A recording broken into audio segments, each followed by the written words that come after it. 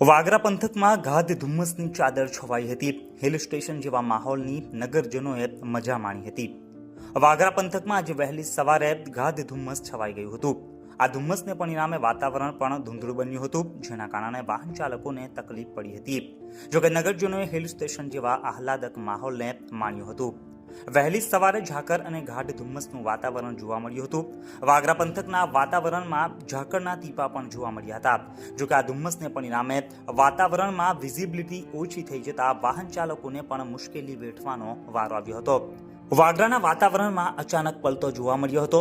2 દિવસથી હાડ થીજવતી ઠંડી પડી રહી છે. લોકો ગરમ કપડાં અને તાપણાનો સહારો લઈને ઠંડી સામે રક્ષણ મેળવી રહ્યા હતા. તેવામાં અચાનક જ વાતાવરણમાં પલટો જોવા મળ્યો હતો. આજે વહેલી સવારે સર્વત્ર ઝાકળનું સામ્રાજ્ય છવાઈ જવા પામ્યું હતું.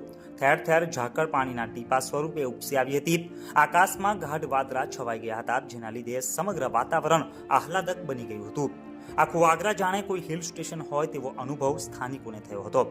વિઝિબિલિટી ઓછી થઈ જતા વાહન ચાલકોની મુશ્કેલીમાં પણ વધારો થયો હતો.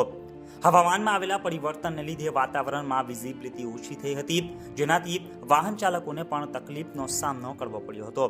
જેમાં વાહન ચાલકોએ દિવસે પણ હેડલાઇટ ચાલુ રાખીને ડ્રાઇવિંગ કરવું પડ્યું હતું. આ ધુમ્મસને લીધે અપડાઉન કરતા નોકરિયાત વર્ગને પણ ટાઈમિંગ જાળવવામાં મુશ્કેલીઓ સર્જાઈ હતી.